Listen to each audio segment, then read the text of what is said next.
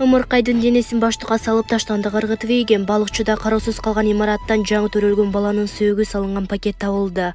Бул тууралуу Суу Көл облусунун ички иштер башкармалыгынан билдиришти.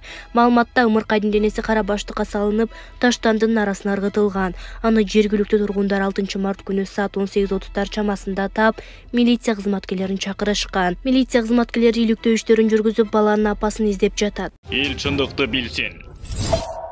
Владимир Зеленский кайрылуу жасады. Мен Киевтемин. Украина президенти Владимир Зеленский кечинде өзүнүн социалдык баракчасы аркылуу коомчулукка кайрылуу жасады. Анын айтканына караганда, ал азыр Киев шаарында. Бул кечки Киев биздин кеңсе, дүшөмүнүн кечи, бүгүн биздин күрөштүн 12-күнү. Мен Киевтемин, баарыбыз бул согушта жеңишке жетишүү үчүн аракет кылып жатабыз, деди Украина президенти Владимир Зеленский. Белгилей кетсек, буга чейин Украинанын лидерини 3 жолу өмүрүнө кол салып болгону айтылып, ал шашылыш түрдө Польшага эвакуацияланганы дагы маалымдалган. Ал эми коомчулукта ага карата өлкөсүн таштап чыгып кетти деген ар кандай сын пикирлер айтылган. Эл чындыкты билсин.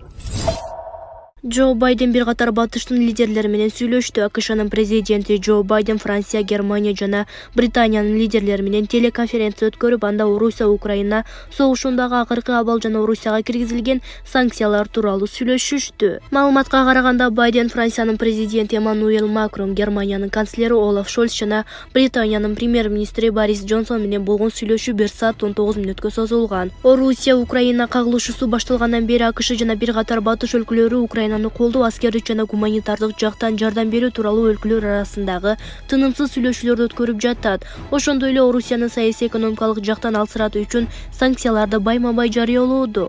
Эл чындыкты билсин. Орусия эң көп санкцияланган өлкө деп табылды. Орусия бир нече жылдан бери эң көп санкциялары киргизилген өлкө болуп калды. Бул тууралуу Кастеллумал санкцияларды көзөмөлдөө кызматы билдирди.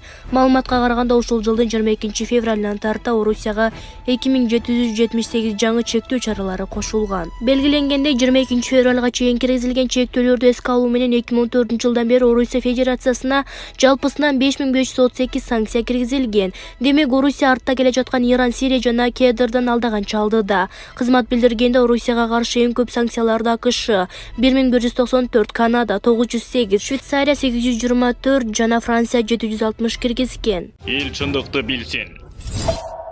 Жүрөк оорусунан жабыркаган өспүрүмдөргө бекер операция жасалды. Монголиялык хирургдар кыргызстандык 2 өспүрүмдүн жүрөгүнө бекер операция жасады. Бул тууралуу маалыматты Саламаттык сактоо министрлигинин басма сөз кызматы билдирди. Маалыматта жүрөк оорусунан жабыркап келген Дастан менен Билалга операция Улан-Батордагы клиникалардын биринде жасалган. Бардык чыгымдарды монгол тарап көтөрдү. Балдар бир күн мурун үйлөрүнө кайтышкан. 20 февралда Монголияга учуп келдик. 21-инде дарыгерлер Билалга, 22-синде уулум Дастанга операция жасашты. Жумадан кийин алар ооруканадан чыгарылды. Бирок балдар дарыгерлердин көзөмөлүндө болушту. Балдар азыр абдан жакшы. Бизге учакка, тамак-ашка, жатаканага жана операциянын өзүнө төлөнүүчү каражат баары бекер эле. Монголдук дарыгерлерге абдан ыраазымын, деди операция болгон балдардын биринин апасы Гүлза Токтомушева. Эл чындыкты билсин.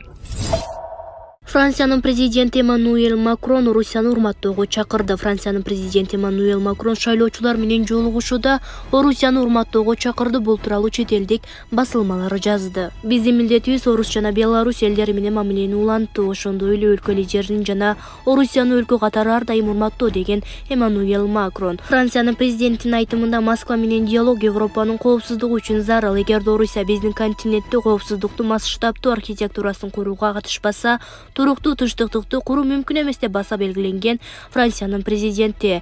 Украинадагы кырдаалдан улам дүйнөнүн көптөгөн өлкөлөрү Орусияга каршы санкцияларды киргизүүдө.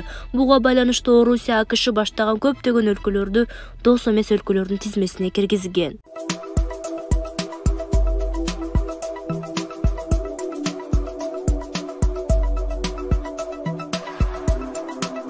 Эл чындыкты билсин.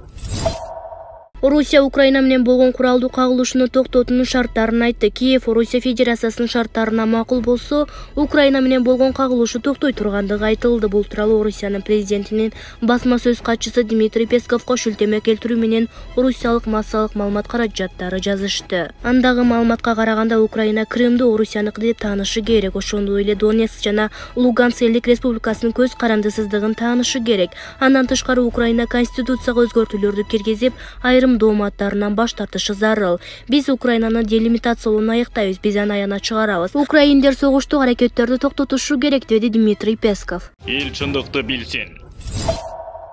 Камчыбек Ташиев Гүлжан Абдыразак кызына үй куруп берди. Сузак районунун Барп айылынын тургуну Гүлжан Абдыразак кызы 1997 жылдан бери бөйрөк оорусунан жабыркап келет. Жакындарынын болгон мүмкүнчүлүгү менен бир топ медициналык мекемелерде дарыланган.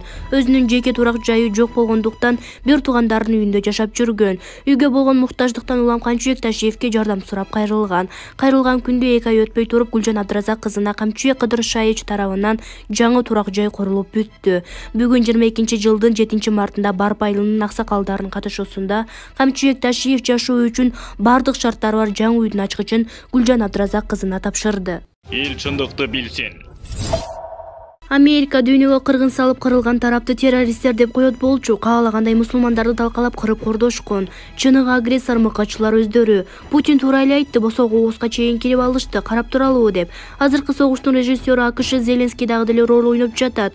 Канчалык маалыматтык манипуляция кылып, маалымат согушунда утуп жатканы менен иш жүзүндө талкаланып жатат. Согуш Зеленскийдин үйүндө жүрүп жатпайбы? НАТОдон көңүлү калбайт экен. Украиндерди кырылганына көз салып гана турушат. Үмүт берип коюп, моралдык гана колдоо көрсөтүп, экономикалык санкциялар менен. Зеленский кинодогу эйфориядай соцсеттеги пиардын чыгып, Путин менен сүйлөшүп элин сактап калышы керек. Клоунга баары бир. Карапайым эли азап чегүүдө. Бул сүрөт интернеттен алынды. Америка талкалаган Сирия. Эл чындыкты билсин. Жанар Акаев дайыма адилеттүүлүктү жактаган элдин сөзүн сүйлөгөн фракция катары калабыз. Жанар мырза, эң болуу Альянс фракциясынын лидери болуп шайланышыңыз менен куттуктайбыз. Айтсаңыз, лидерди алмашы менен фракциянын багыты, позициясы да өзгөрүшү мүмкүнбү?